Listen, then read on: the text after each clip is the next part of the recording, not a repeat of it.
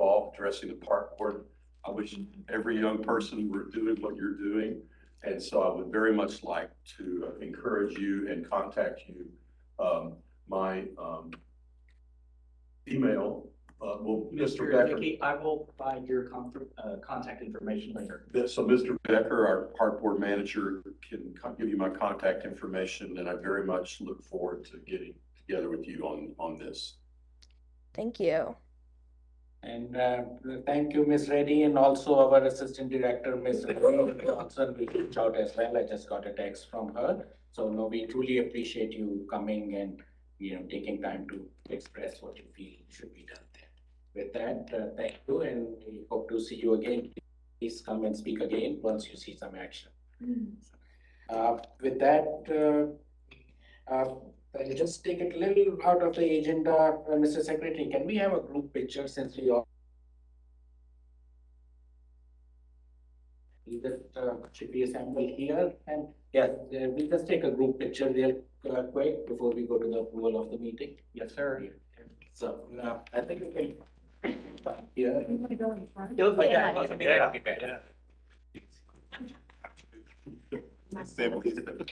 Yeah. Oh, there you go. We're going. Everyone come in the middle. Oh, in the middle.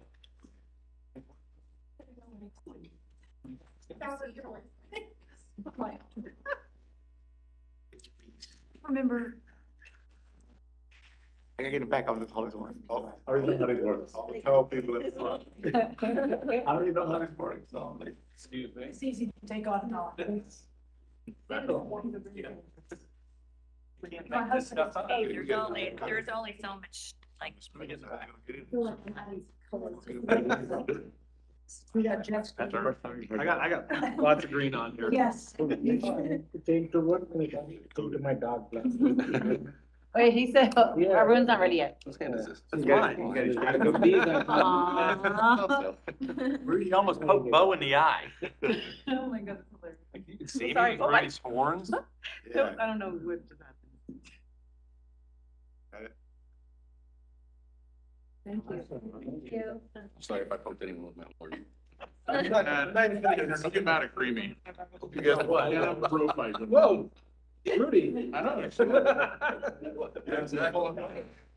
I'm wearing some. Don't like that's the first time I've seen you wearing that. Love your shirt. It's so cute. Let me say it.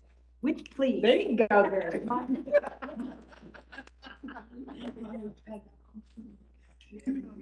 Actually, That we move to I know, right? the business. Before we move to that point of business, today we will try to keep our 3-2-2 rule, 3 rounds, 3 minutes, 2 minutes, 2 minutes. Mr. Secretary, would you keep watch on the time for everyone? With that, we move to approval for the minutes for October 20th. Do I have Mr. Slaughter? Any second? Mr. Stewart, any discussion? With that, all in favor say aye. Aye. Ayes have it.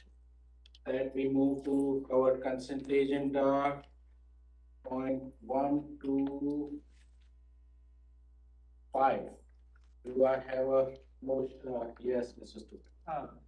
Mr. President, on consent agenda item number 3, the committee deferred that item until the second meeting, our second meeting in January of 2023.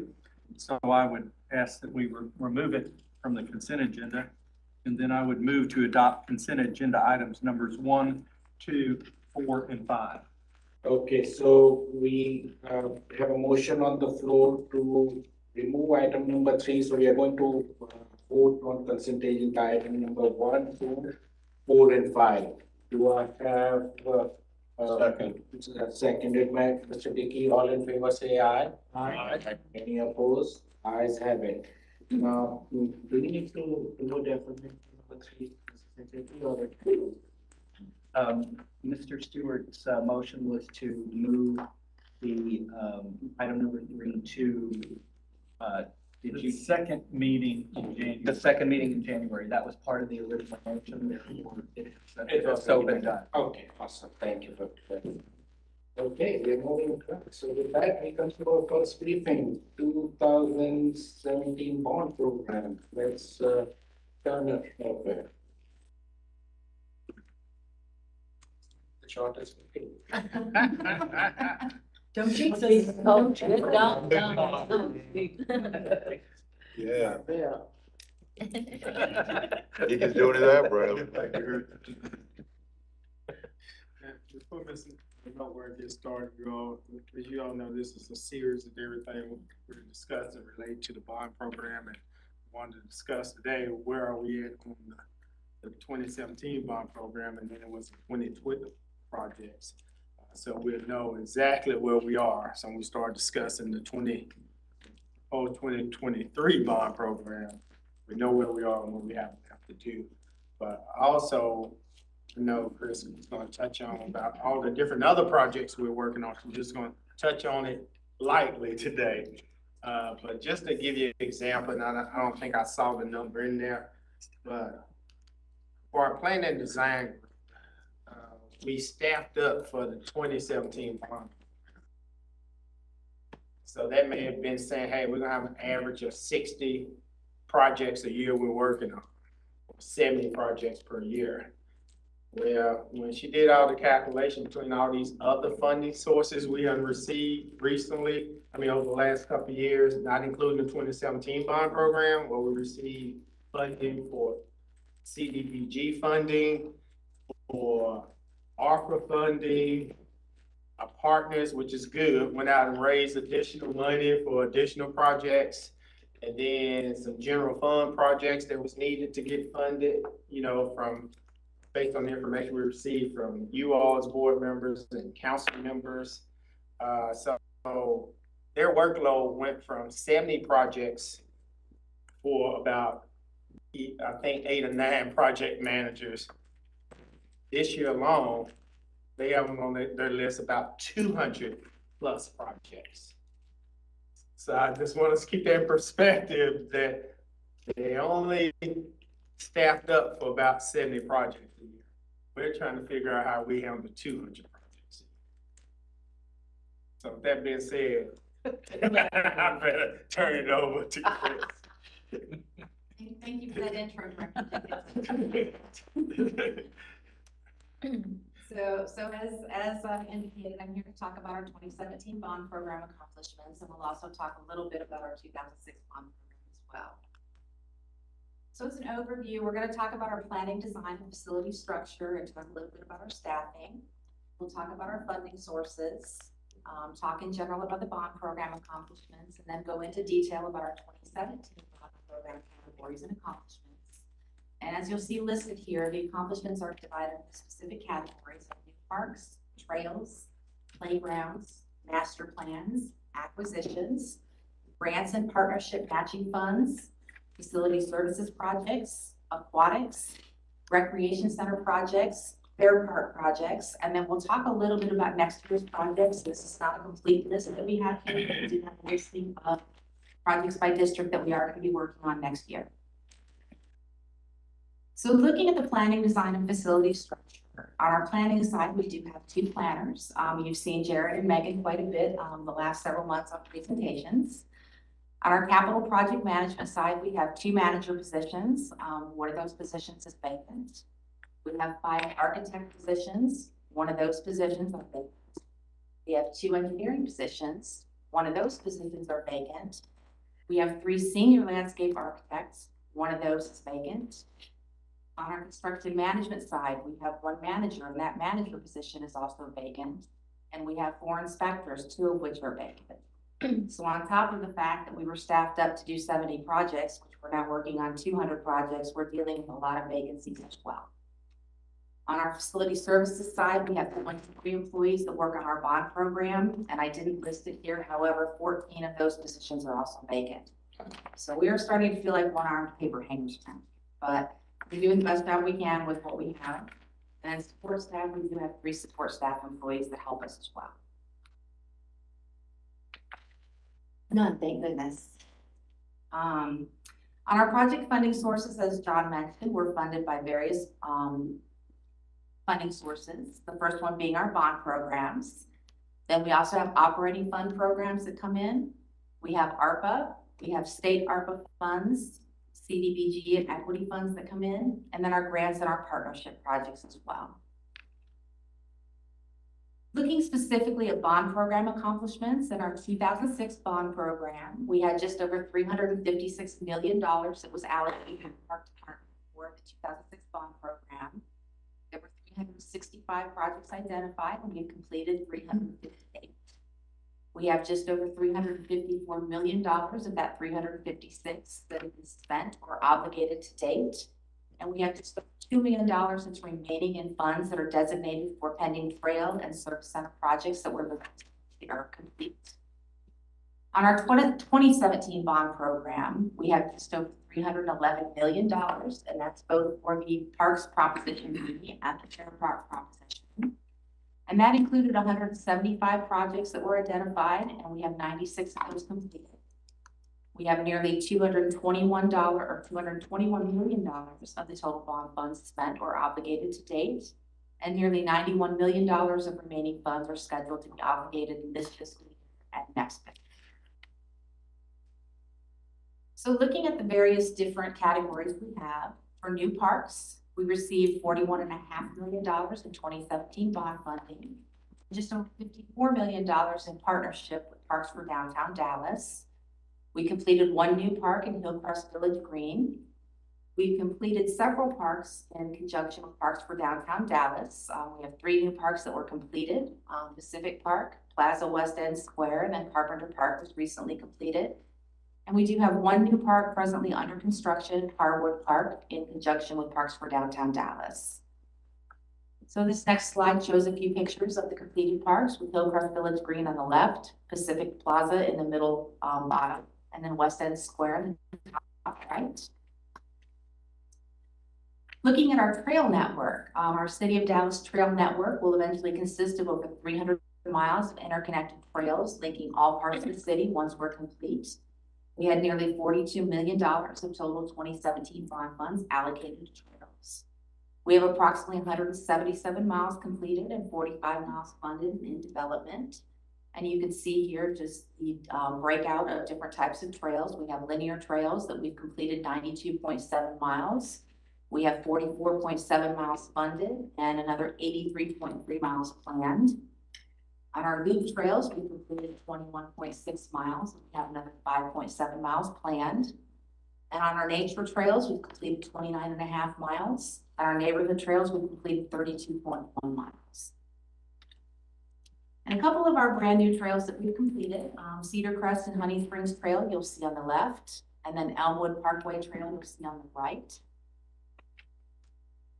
And ongoing and upcoming trail projects, this is just a list of the projects that we are currently working on. We have some of the Circuit Trail projects. We've got Kings Creek Trail Extension, Farm to Market 1382 Trail that we're working on in conjunction with Dallas County, North Haven US 75 Bridge that we're working on in conjunction with Metro,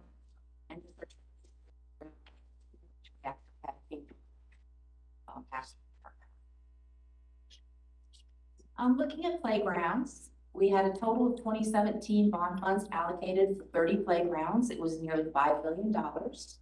We have 10 projects completed, 7 are awarded under construction and design.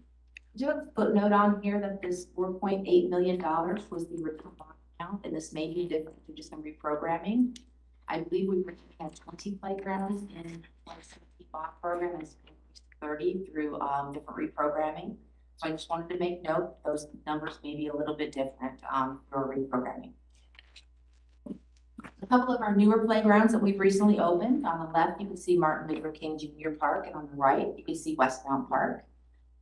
And one thing I do want to note, you can see that both of these playgrounds have the 5R, kind of the wood chips on there. That's something that we're looking to change in the future. On our future parks, we'll be looking to do all-weather surface and soft surface on those. So just want to make note of that. Master plans, just for those of you who may not know, master plan is a comprehensive or far-reaching plan of action. It sets goals and priorities. It addresses equity for citywide planning and identifies and prepares projects for funding. Some master plan elements are the plan goals. It does a site analysis, represent historical content in the area. It includes public involvement, plan development, has cost elements, and then develops an implementation phasing plan. Here's a list of master plans that are completed and underway. You heard at our last meeting about our dog park development guidelines.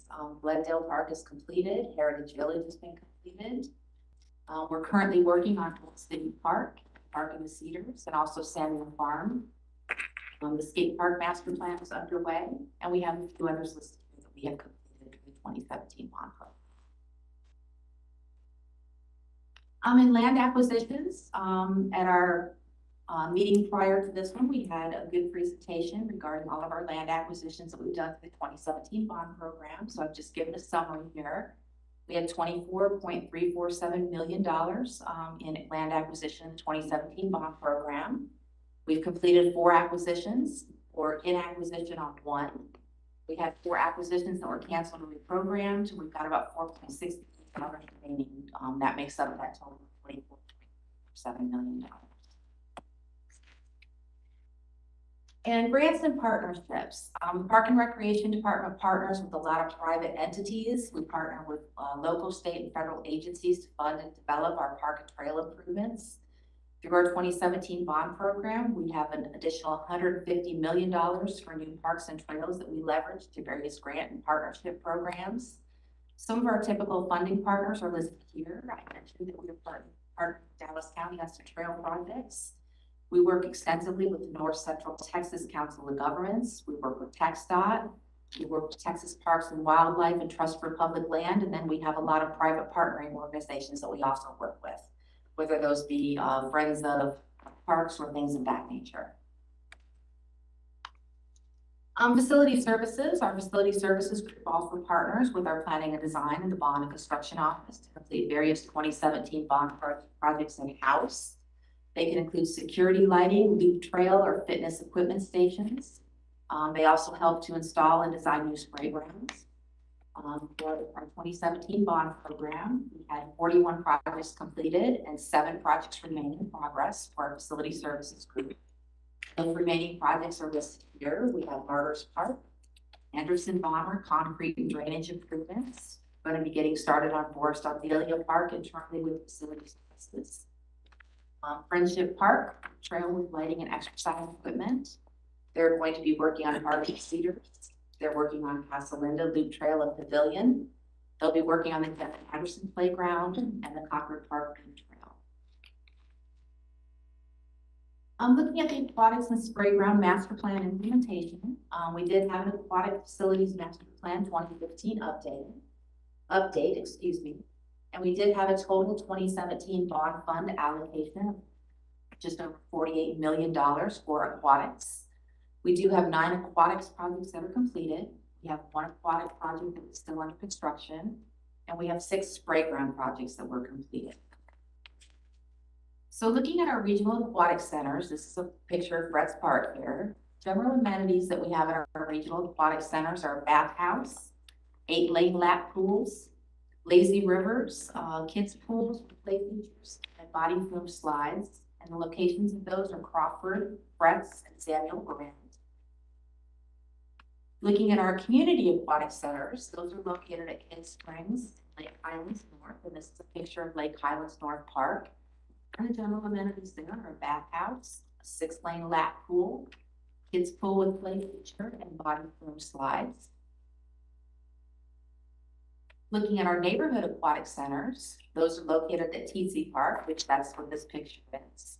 And then we have X-Line on Harry Stone, and general amenities there are bathhouse, the 4-lane lap pool, the kids pool with play feature, and body flume slides.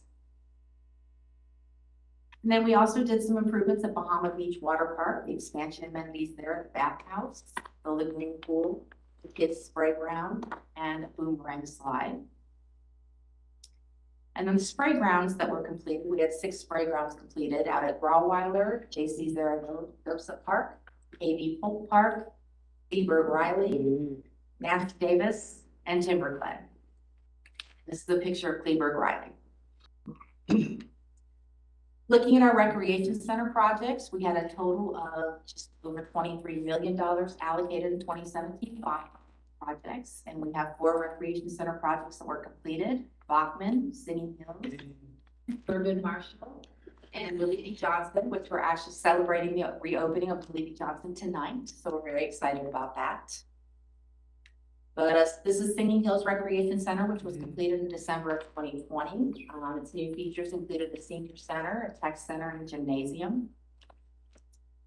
This is Bachman, which its new features included the entranceway canopy, break room, modern reception area, restroom flooring, HVAC, security lighting, and landscaping. This is a picture of Thurgood Marshall, which also included the entranceway canopy, break room, modern reception area, customized ceiling, restroom flooring, security lighting, and landscaping. And then these are some pictures of Willie B. Johnson that we're very, very proud of. Again, having the grand opening celebration tonight. And some of the new features out there: we have a new senior center, a tech lab, the new gymnasium, enhanced parking and landscaping, site lighting, and a solar assisted power source. So if you're not doing anything tonight, please come join us for our grand opening between 4 and 6. Looking at our Fair Park projects, Fair Park had a total of $50 million allocated to the 2017 bond program. We have almost $13 million in funds remaining, but we do have 5 projects completed. You can see them listed there. We have 1 project under construction at the Coliseum. It's about 99% complete, so it's complete. We have 2 projects that are currently bidding in the Tower Building and Centennial Building, and we have 4 other projects under design, as you can see that are listed there.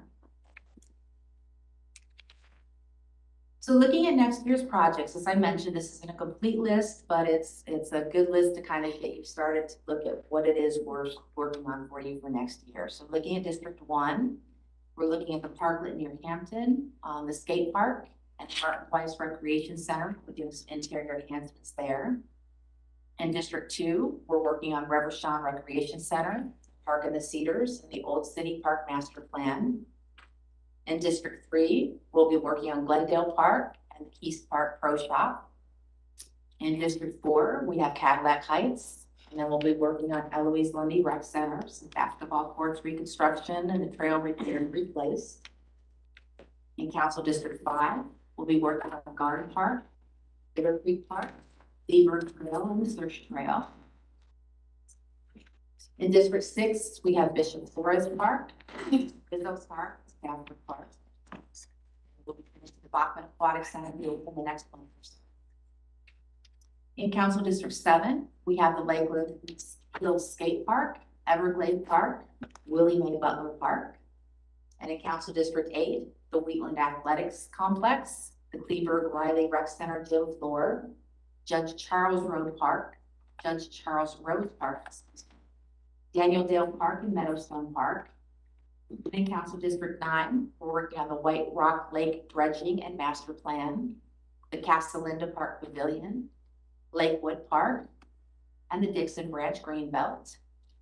And in Council District 10, we have quite a few projects ongoing in Forest Auxilia Park and the rest, like Cold Hill Playground, Friendship Park, R.P. Brooks Park Walking Trail, Timberleaf Park, Beach Park. In Council District 11, the Anderson Park Lake Pollution Control, the North Cape Trail Pedestrian Bridge, the Owl Park Pedestrian Bridge. And in Council District 12, we have Bent Tree Meadow Park, Rose Park, Twin Lakes Park Site Furnishings, Twin Lakes Dredging, Preston Bridge Dover Benches, Campbell Green Recreation Center, Timberlake Trail, and Frankfurt Park Playground and Pedestrian. In Council District 13, we're focusing on Park site improvements, Glen Meadow Playground, Jamestown Park Playground, Marcus Park Playground, and the Royal Park Tennis Courts.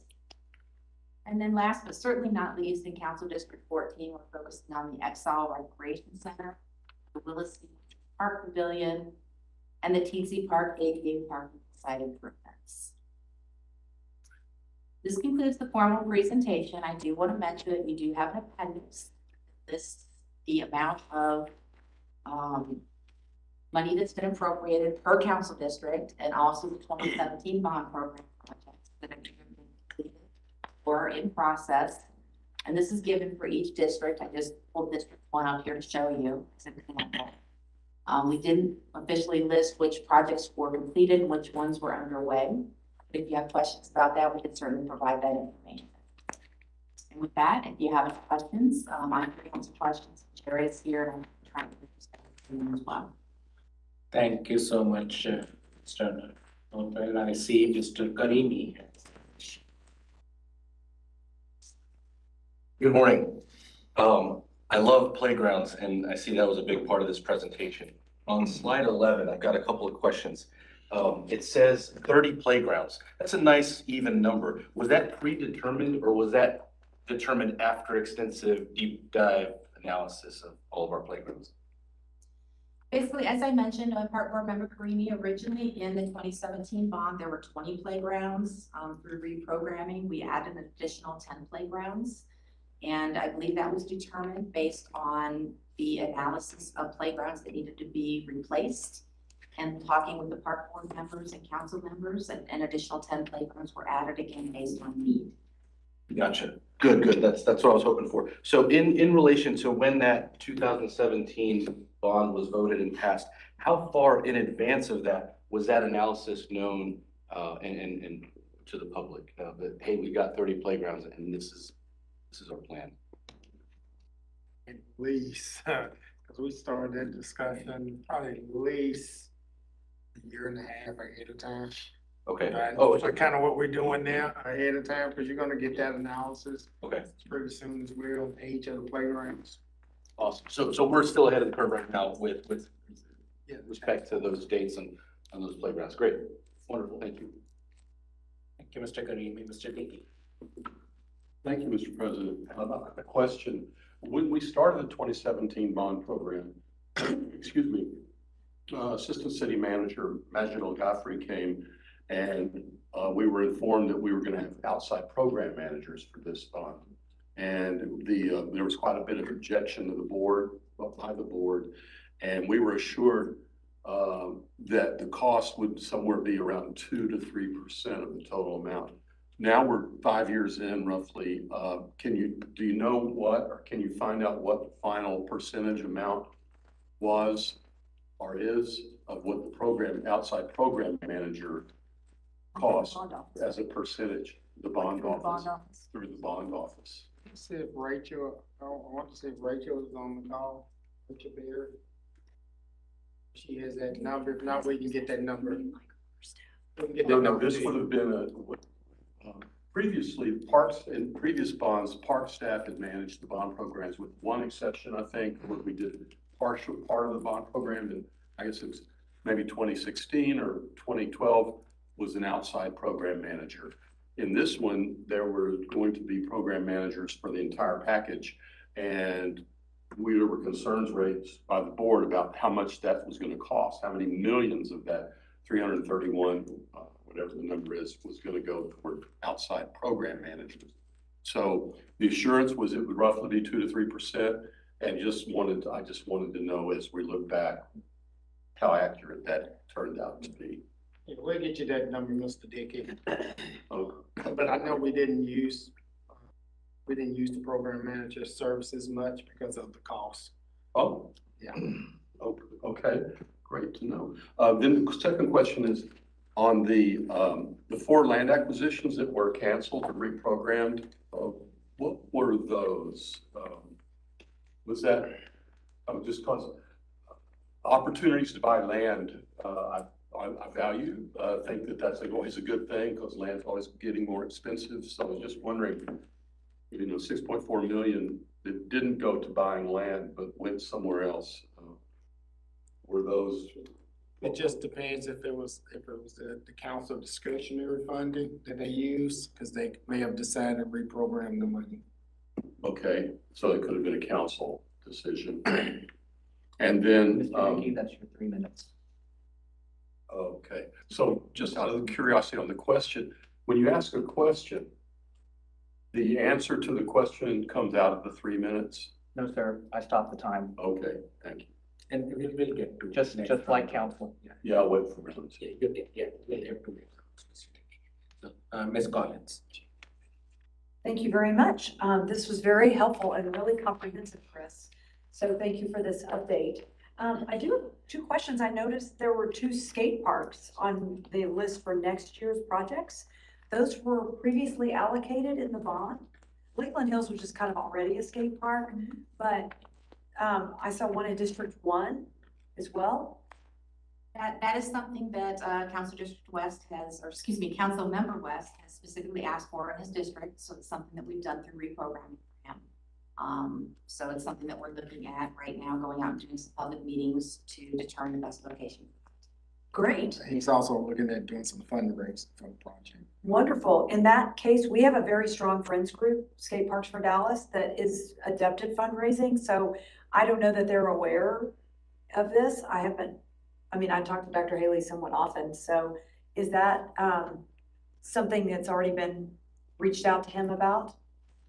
No, we just started this conversation probably about 3 weeks ago. Great. The council members felt very adamant that he could help raise some funds to make this happen. That's wonderful news, because I know we're awaiting an update on that master plan, skate park master plan, as well as the dog park master plan.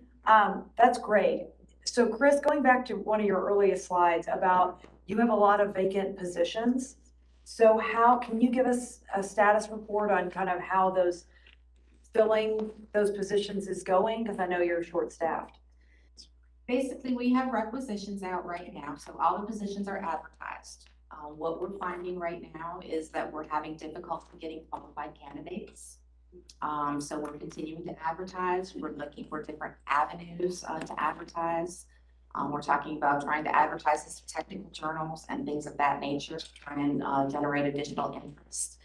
Right now, the market is very, very competitive. And we're not only competing with the outside entities, we're also competing internally with other departments that have engineering folks and landscape architects and things like that.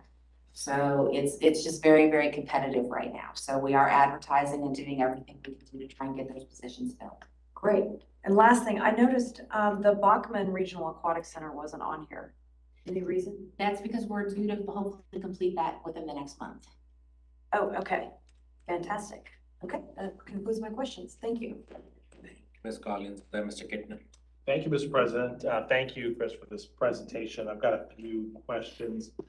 Looking at the District 11 accomplishments in particular, I see that we have not included one of our signature accomplishments, which was the completion of the Arapahoe Park. And that was done through the Friends Group bond matching monies. So have we not included any of those projects that address or that utilize the Friends Group money in this report? That certainly was not intentional, Purple River Kittner. It was no oversight. Okay. We can certainly get that added on. Okay, well, so not just for Arapahoe Park, but for all of our Friends Groups matching funds projects, because we don't want to sell ourselves short in terms of what we've accomplished. Absolutely. Right, okay, thank you.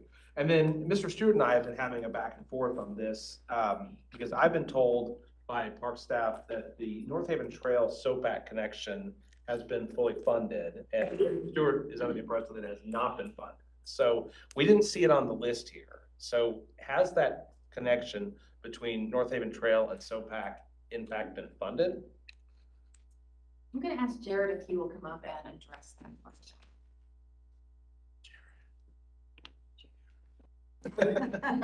Morning. Yes, it's funded. It's added to the list. This is part of the set where there's this last SOPAC connection in KCS where we got 4 million each in transportation development credits. So I'm actually working with a consultant now to get SOPAC under contract. Okay. So we get design started. So is the money coming in, is that money coming from TxDOT or? Yes, it's federal. Okay. What about connection to the White Rock Creek Trail? That's being done right now, right? That's under construction. Yeah, They'll be that's the finished. bridge. Yeah. So the bridge right now is connecting everything except for SOPAC. Right. SOPAC is a year behind. Yeah. Okay, that's what I thought. Okay, great. Then last question, do we have any projects that we included in the 2017 bond program that we know are not going to be funded and that we think that money could be reallocated elsewhere? Or do we feel pretty confident that everything that we allocated will be? I think right now that, we do feel that there may potentially be a shortage in the 2017 bond program, but I don't believe we've identified what projects may not be completed at this point. We are working frantically to finish as many projects as we possibly can. So right now, it's pretty much everything that gets bid first is going to be funded first, so that's why we're frantically working to get everything completed and bid as quickly as we can. What happens if we don't get something completed or funded? What happens to that money? We just roll it into the next bond program where we can spend it then? Typically, projects that don't get completed in this bond program will typically roll to the next bond program. Okay. Because the design will already be completed and ready to go. Right. That's all I've got. Thank you, Mr. President. Ms. Hasmany. Thank you for this presentation. It's always good to kind of keep on top of this. Was White Rock Hills part of the brand new park?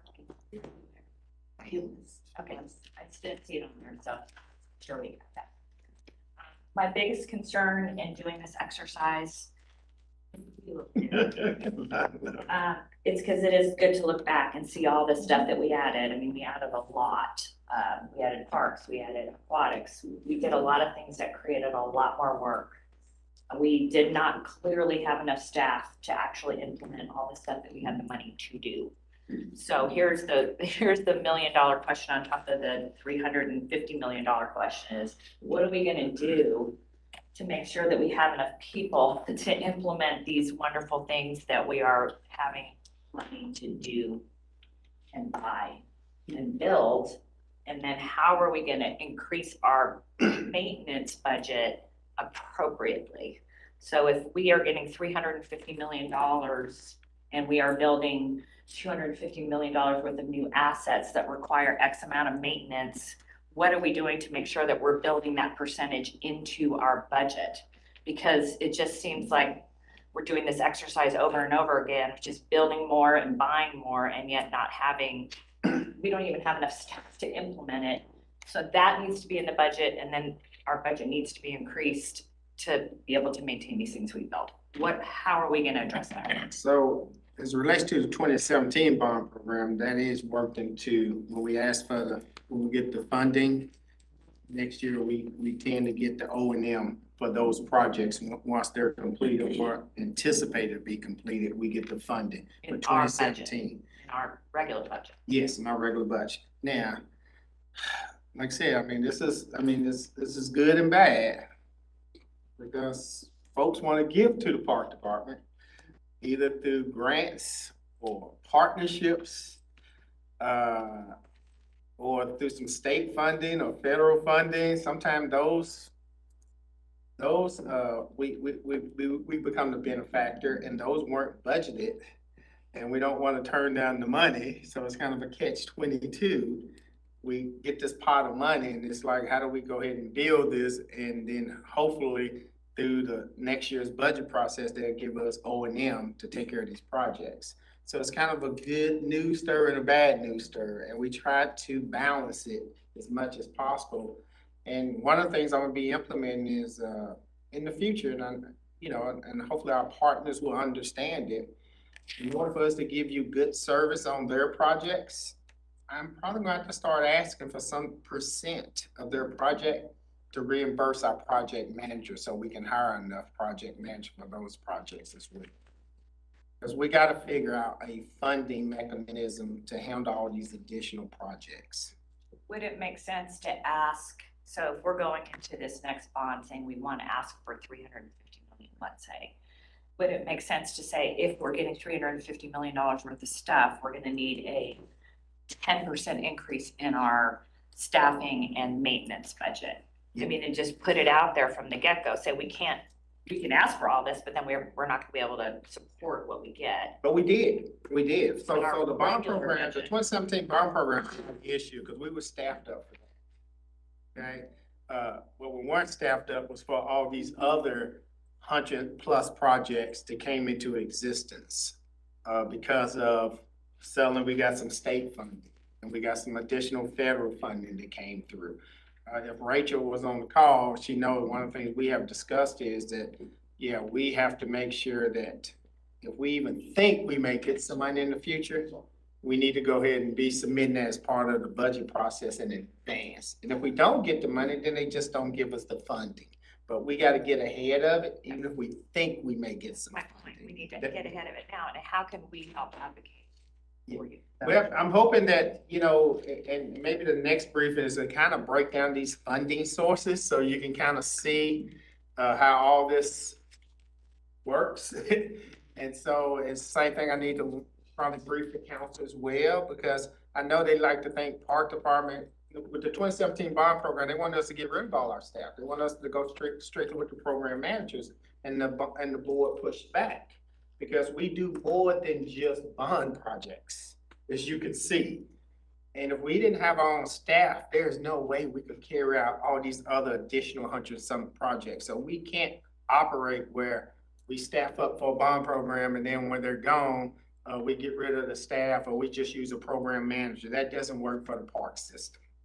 So we gotta come up with a sustainable model that takes into account, we just don't say we got so many projects each year and that's all the staff we need here. That's not the way this system is set up.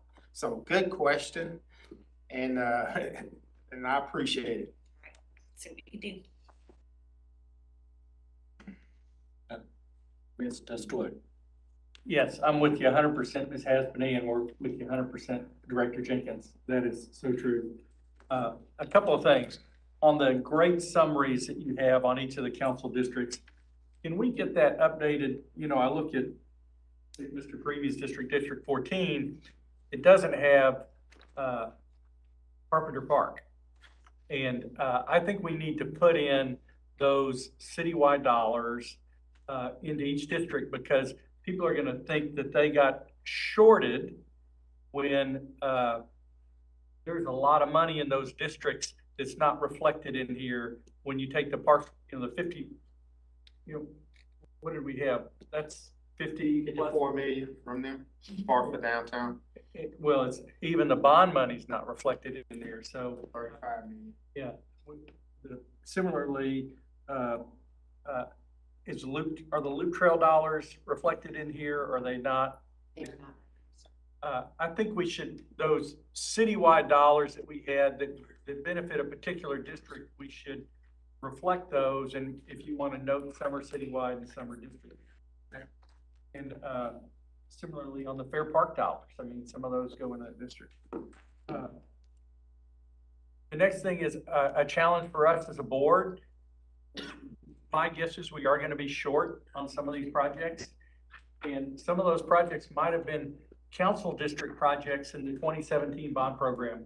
We need to commit as a board that those will be citywide projects in the 2024 bond program, because those shortages funded some of our other projects. And for purposes of equity, that needs to be spread over the whole city, not taxed to a particular district where they get charged with it in the 2017 bond program and again in the 2024 bond program. And then last thing is just to note, I know we talked about a new gymnasium at Willie B. Johnson. I just want to point out, it's the first gymnasium at Willie B. Johnson. And calling the outdoor facility a gym is more than generous, but it's the first gymnasium. Thank you. Ms. Montana. Thank you so much. Just, and it is a wonderful discussion. With the next year's projects and how it's defined by council districts, please, let's not forget that June, we will be changing all of these, a lot of this. So when it says some of these are in certain districts, they will change. And then some of the proposals of where potential projects that we're talking about would cross the street and go into another district. So just make sure we're really being mindful of that, please. Thank you. Thank you, Ms. Montana. Mr. Wood. Thank you. I actually have some of the concerns where Mr. Stewart addressed already. District 14 has 1.1 million. Up to District 10 has 19.5 million. So the disparity in the differences between those two is incredible. So I don't think that this list or breaking it down like this is very accurate because District 7 is listed at 1.85, yet there was 50 million from the citywide allocated to Fair Park. So that's in District 7 as well. So either we are consistent with putting all the projects on there or not all of the projects. We pull out all the citywide or we add all the citywide. Because I have the same concern because I went through the list and, you know, from 1.9 million to 19.5 million is a big difference in the cities. And kind of what I took from that is the dedication and the priorities from not only the council person or the park board person advocating for projects, but having that difference is huge within the district. So I don't know how accurate this list is to reflect it, but to me, it makes it look like Rudy's district or District 14 residents were shortchanged. We all know that they weren't because, you know, they've got Rudy, but we need to make sure that we have all of the projects that, you know, have been done in those districts.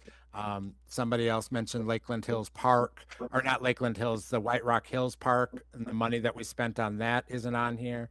So either we include all projects or not all of the projects. So we just have to be more accurate because you're going to start fights between us. So thank you. Thank you, Mr. Wood. Mr. Connor, Mr. Dickey next one. Thank you, Mr. President. I want to follow up on both those comments, Mr. Woods and and Ms. Mondell's, especially Ms. Mondell, because we've had a couple of briefings about plan and design, and this has come up a couple times. And I don't know if we have more briefings coming, but perhaps it would be beneficial to see current state, if we have more briefings, current state, and then what the state will be in whatever many months the redistricting takes effect. Because we have that same discussion about the assets. We had the big presentation about the assets, and you know, we have, for instance, Hillcrest Village Green is shifting to District 10, and that's a massive asset. That was 11.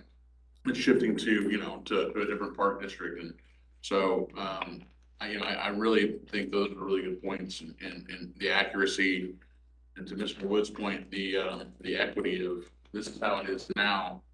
We have a 2024 bond package we're trying to plan for, but we're using outdated data that is not accurate. And however, when is the redistricting going to effect? 6 months? May. June. So 7 months from now. So we're trying to say we're planning 5, 6, 7 years in advance, but we're using outdated data. So just something to consider. I'm not saying we can't use the data as it stands right now, but maybe data as it stands, and then also information of, hey, this is what it's going to look like in June. And so we can better plan moving forward. Thank you. Yeah, and I appreciate those comments. It's just trying to collect all this data stuff right now. I'm just gonna be honest with you. Sure. And so have patience with us, because we will transition where we will be using all those other maps. But for right now, I just need to get some information to you all right now. And trust me, Chris, know I've been asking for this ever since she got on board. Okay, it's not her fault, but I needed to start having these discussions with you all now. And I can't wait on all that data to catch up yet. But I appreciate you making the comments, and I'm just gonna ask the board, have a little patience with me here, because I gotta start having these discussions with you. And we would have the asterisk with the understanding that this data doesn't reflect the redistricting. That's what I was going to follow up on, because it's not just us sitting around this table. Yes. It's what happens down at the Horseshoe.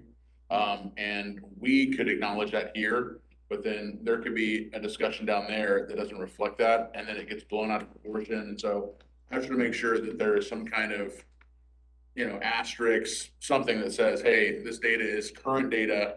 This data is updated in 6 months. Okay. We can do that. Thank you. Mr. Dickey.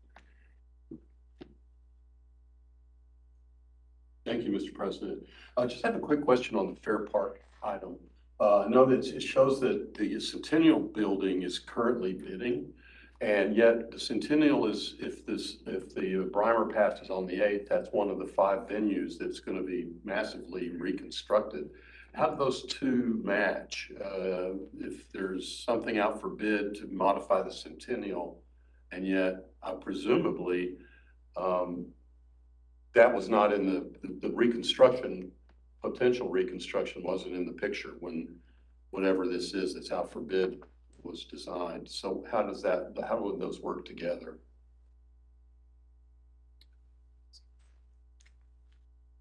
I will have to get back to you on that, Mr. Dickey, because Trent is really the one managing Fair Park, and I know he had a conflict with the council district meeting.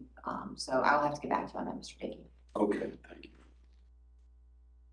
Awesome. So with that, we conclude this briefing. Thank you so much, Chris.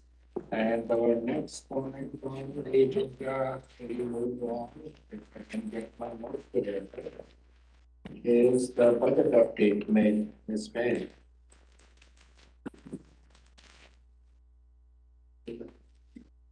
Yeah, I think Rachel is online, but Rachel, you don't have a budget update, do you? Good morning, John. No, I do not have a budget update at this time. Thank you, Ms. Berry. With that, we bring you back, Ms. Reynolds, in 2024 one.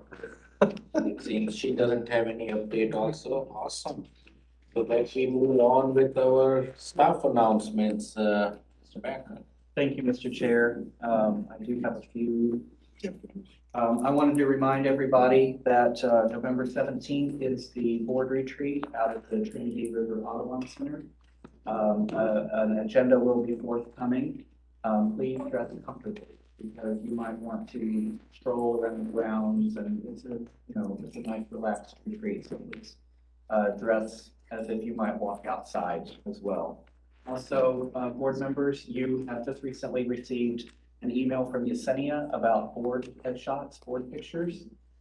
Please take a look at that email because we need to schedule you a time to get your, not now, Mr. Cruz. You need to get you scheduled for your So please dress for success for these pictures. These will be going up on the city website. And if you have any questions, please contact me via Yesenia offline, and we'll let you know. In that email, there are a few dates and time slots, and it should only take just about 10 minutes. And that's taking place at Fair Park in the conference. Yes, Ms. What's the background? Just gonna ask that. The background, I believe, is a green screen. So no green, so nobody should wear green. Please don't wear green. What is this? Calvert, you're in trouble. The email has different dates and times, Mr. Slaughter, so we'll get with you to show you what those are. So please take a look at the email. There's a few dates and times on there, and get with Yesenia and me, and we'll help get you scheduled for that. Mr. Becker, Sir. my mom wanted to know if she could get a copy of this. Oh, the picture. We'll contact Olin Mills.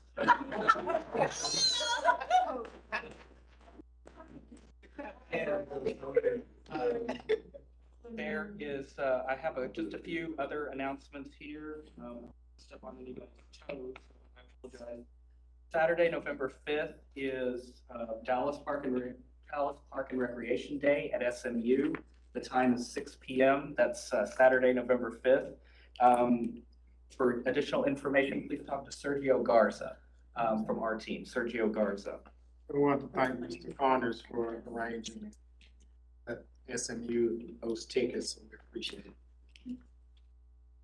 And I have here the Friends of Willis Winters Park. Mr. Creamy, maybe you want to announce that. I'll skip that and let you do it. There is a dedication of a public art piece at Twin Falls Park Saturday, November 19th at 10 a.m. And we're going to email all of these out to you, so don't feel like you have to memorize them now. Thank you. And there's some two branching out events. One Saturday, November 5th at J.W. Ray Park, and Saturday, November 12th at William Blair Jr. Park. Again, we'll email all of these out to you. Mr. Chair, that's all I have for announcement. With that, any liaison report? I have one item. Go ahead, Mr. Stewart. Willie Johnson, 4 p.m. today, their first basketball gymnasium, right, Mr. Slaughter? Sure. That community, it's a great historic community in North Dallas. And they really showed up for the 2017 bond. They had people at every meeting. This is the heart of their community. So come share it with them. Yes, thank you. Thank you for the announcement about SMU. Please come out this Saturday. We have, Crystal, keep me honest, 500 tickets. Correct. 500 tickets that were donated. Donated is the wrong word. We can't say donated. They're because of the NCAA. They were given to the park department, and we're hoping this is a start of a tradition that we could potentially put into place every single year, kind of a Dallas Day. You can see SMU's become, with the Born and Raised campaign and the Dallas, and our mayor and things like that, that we're going to start some parks and then expands beyond parks. But please come out. Please let your rec centers know. Do you know how many we have signed up right now? I don't. I just sent a text with the number. Okay. If you'd like to come, please contact Crystal, because the tickets will be a will call, but we play Houston this weekend? Correct, University of Houston. So it'll be a good game to come to. Pretty nice out as well. I think the temperature is like 65, 70 degrees. So we're really looking forward to making this tradition out there. So thank you. Mr. President. Mr. Karimi. Good morning. Yes, as Mr. Becker stated, the Friends of Willis Winters Park, I mentioned this last time, but there's a little bit more details now. It is Saturday, November 12th. It's not just a centennial, it's also a ribbon cutting for a $250,000 soccer field. And also my friend, my counselor, and sometimes my therapist, Willis Winters, will be there. So please do come out and have a visit. Thank you. Thank you, Mr. Karim. Ms. Asmani. Two things. The children's park at Clyde Warren is going to be reopened this Friday. It's been closed for a bit. And the Arboretum extended the pumpkins to November 6th. So if you missed them, it'll go through, November 6th is this weekend. And then they are already in the throes of setting up the Christmas Village, which you should see some information coming about, an invitation to that as well. So lots of good stuff happening at the Arboretum. Thank you, Ms. Asmani. Mr. Slaughter, waiting for you. Happy New Year. Just piggybacking on what Mr. Stewart said about Willie B. Johnson. I look at this board, I'm so happy, so blessed to be a part of this board because the members that we have.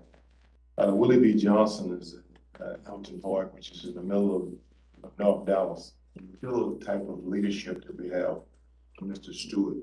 I mean, his heart and soul is there. He could be saying, hey, I'm out of town. And just like me, I talked to Aruna earlier, and Aruna's, Bo, you gotta go. And I said, well, it's 4 o'clock, on the other side of town. And Crystal and John was on me. You're never too busy to do something that you really want to do. So when I see somebody like a Mr. Stewart, that's just really getting behind this community that doesn't look like him, that should tell you something right there. So I'm gonna skip happy hour. I'm gonna be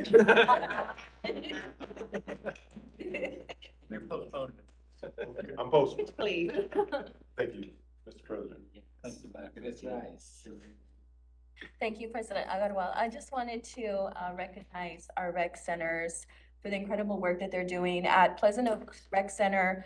This past weekend, they had an event, a community very critical, they addressed a very critical need in District 5. They partnered with the Mexican American Bar Association to have a couple dozen attorneys and advocates were there to talk to community members, to give them advice on anything from immigration issues or divorce or child custody, anything. I mean, so I'm just so happy that Pleasant Oaks and they're using, that our community is using not only our rec centers for recreational activities, but they're also addressing needs in their community. They're going above and beyond. Priscilla Solis, Jacob Descendi is doing great work at Pleasant Oaks. And also want to publicly thank Mr. Bo Slaughter, because for being a great partner in District 8. There's this organization called Primos Dallas, and they're in District 5, and they do a lot of advocacy work for children, well, not really children, teens, getting them college ready, applying for FAFSA and TAFSA and scholarships, and some of our students don't have that support at home. So this organization is a nonprofit, and they address those needs. And the place that we're going to have their workshop at to do these college applications and financial aid workshops and stuff fell through, and they needed a place with a computer lab. So I'm like, they're like, do you know a rec center in our area that might be able to help? And I got on the phone with Bo, and Bo helped me find one. So this wasn't even an organization in his district, but it addresses the needs of students in Southeast Dallas, and Bo helped me with that. And thank you so much, Bo. So what was that? It was at Janie C. Turner, right? That has a computer lab. So I just wanted to bring that up, that, rec centers are doing great work in addressing the needs of the community beyond park and recreational activities. And I love that. So I wanted to share that with you all.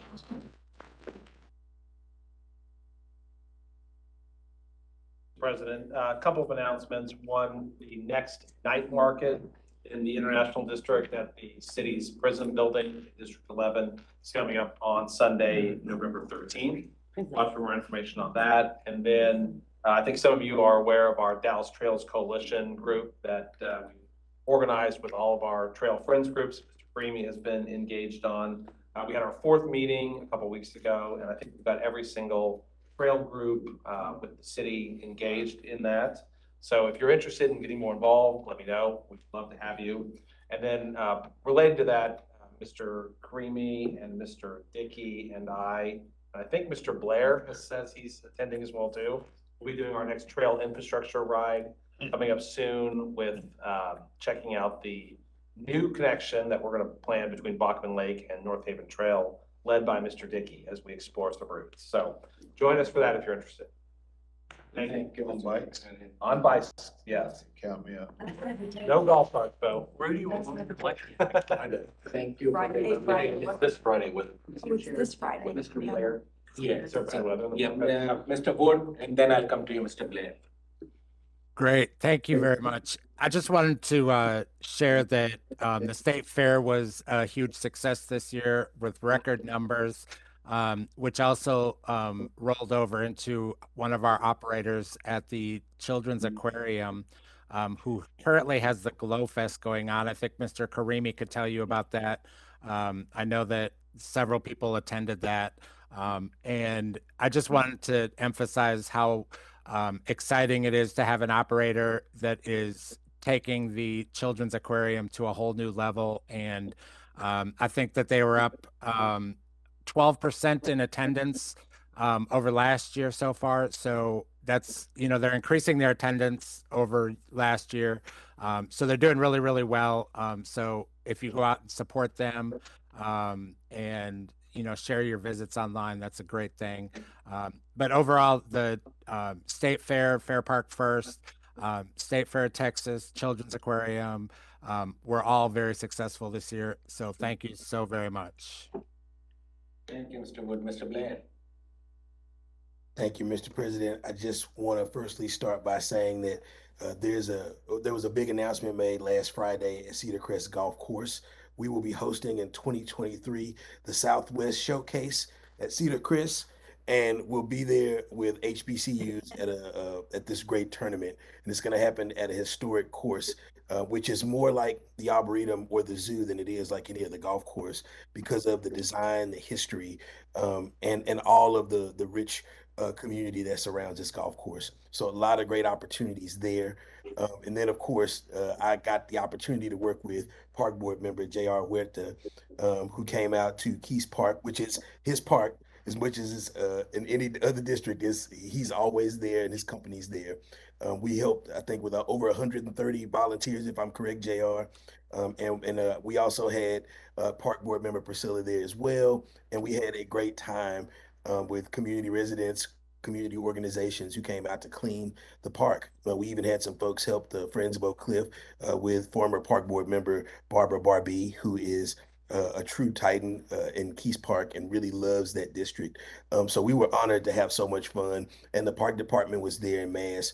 We had volunteers, we had staff members there, and it's always a great feeling to see kids who are racing to pick up more trash than the next person, who just really had a lot of good fun investing in our community. So a lot of great things happening in District 4. And thank you to the park department. Thank you, Miss Renee, for all that you do. And also, I really appreciate, Crystal, what y'all do with rec centers, because our rec centers really do a lot. And Arun, thank you for getting the mayor to come to District 4 to make such a huge announcement. And of course, Director Jenkins, everybody in District 4 is always excited to see you, excited to see that you come and personally invest in what we're doing. So we appreciate y'all. And those are my staff announcements, or my park board announcements. Thank you, Mr. Blair. Ms. Mondale, you want to talk about Zoo? Well, I'm not the liaison, so somebody is here, but Zoo to do this Saturday. Are you the liaison? No, you. No, I'm not. I think it's You get it. Everybody. Wait, You just did, so Zoo to do. Zoo to do is when? It is Saturday. Oh, yeah, I'm out. Oh, yes. Okay, well, either way, somebody, Zoo to do. I see y'all there. Zoo to do. Let's And get I out just there. want to thank the community at Old East Dallas in District 2, which is off the Santa Fe Trail between Munger and Fitzhugh. We had an event out there that really brought the community together. I want to thank John Jenkins and Renee Johnson for their team, really coming to put together to get the lights out there and really making our park safe. It's an area that, you know, has been questionable in the past, and the community really came out and celebrated their heritage, some of their culture. And thank you to Councilman Jesse Moreno's office as well for really making this amazing fall festival this last weekend. And I just want to add to Ms. Mondale on the Old East Dallas park. It's one of the parks where we have some challenges with some issues with crime, and just to see the community come out and embrace it and seeing us take back the park and making sure the community understand that our parks will be safe, it will be a gathering place, and being able to coordinate with the council member's office and just the community and Ms. Mondale. This is what we have to do to make sure everyone understands that our parks are safe and they all are welcome. And those who want to cause problems, they are not welcome, and we're going to make sure our parks remain safe. Thank you, Mr. Jenkins. Mr. Blair, did you wanted to add a comment? Yes, in my excitement to put the hat on, I did forget to mention Zoo to Do. Zoo to Do will be this weekend. There will be vendors and a lot of cool sights to see at the zoo. They definitely need our support. So make sure if you have some time to check out Zoo to Do this Saturday. Thank you, Mr. Chair. Thank you, Mr. Blair. You were late. Ms. Mondale did that, but thank you. Sorry. Just need to throw it in. And Ms. Mondale, thank you so much. I appreciate you. With that, just one more quick note. On November 15th, 11 a.m., Mayor will have State of the City at Fair Park. Mr. Backer will send that information to everyone. I think we'll most certainly have a lot to celebrate that day after November 8th. So everyone try to attend if they can. A lot going on in the city, and parks have been involved like never before. So, you know, for everyone to be there. With that, with no other business, next park board meeting, which will be retreat, will be at 9 a.m. Thursday, November 17th. And thanks, Mr. Alka, to lead that. And with that, it's 11:15. We adjourn the Parks and Recreation Board. Good job.